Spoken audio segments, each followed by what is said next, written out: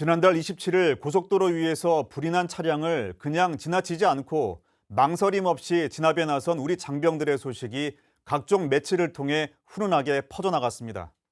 이들은 3주간의 호국 훈련을 마치고 부대로 복귀하던 중이었다고 하는데요.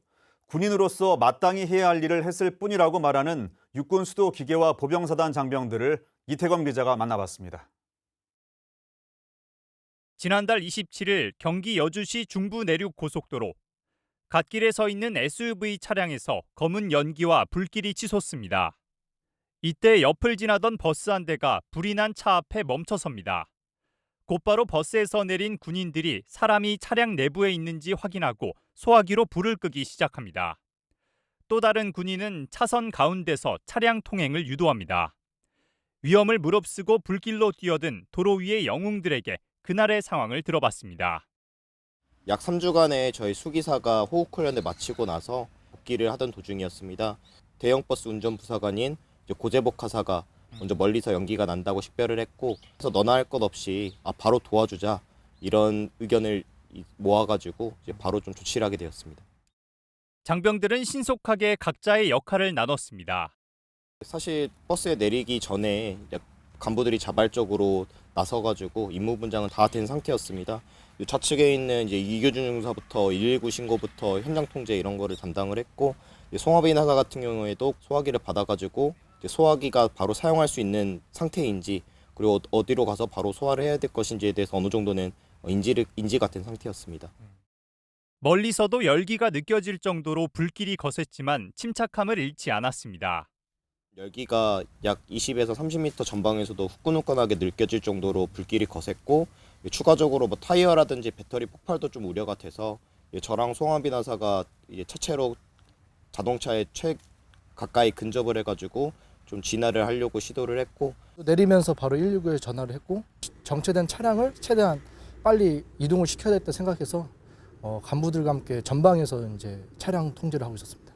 남아 있는 간부들은 이제 그 차량들의 진행 방향 앞쪽에서 차량 통제를 실시를 했고, 저랑 송하빈은 뒤로 이동해서 그 민간 차주분이랑 재산을 좀 뒤로 대피를 시킨 다음에 이제 후방에서 좀 차량을 통제를 했습니다. 차주와 이제 그 개인 물품에 대해서 좀 안전한 거리인 50m에서 70m 정도까지는 좀 뒤로 안내를 해드렸습니다. 소화기를 들었던 송하빈 하사는 평소 용사들에게 소방 교육을 한 게 도움이 됐다고 합니다.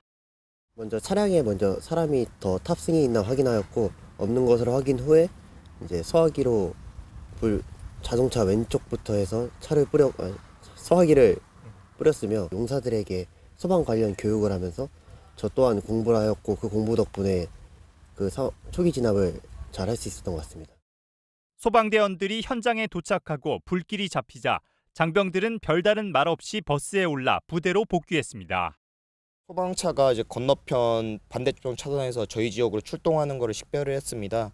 다만 그 차량들이 오기 전까지는 통제를 해야겠다고 생각을 해서 계속 자리를 지켰고, 진화가 다 끝난 다음에 저희는 현장을 이탈했습니다.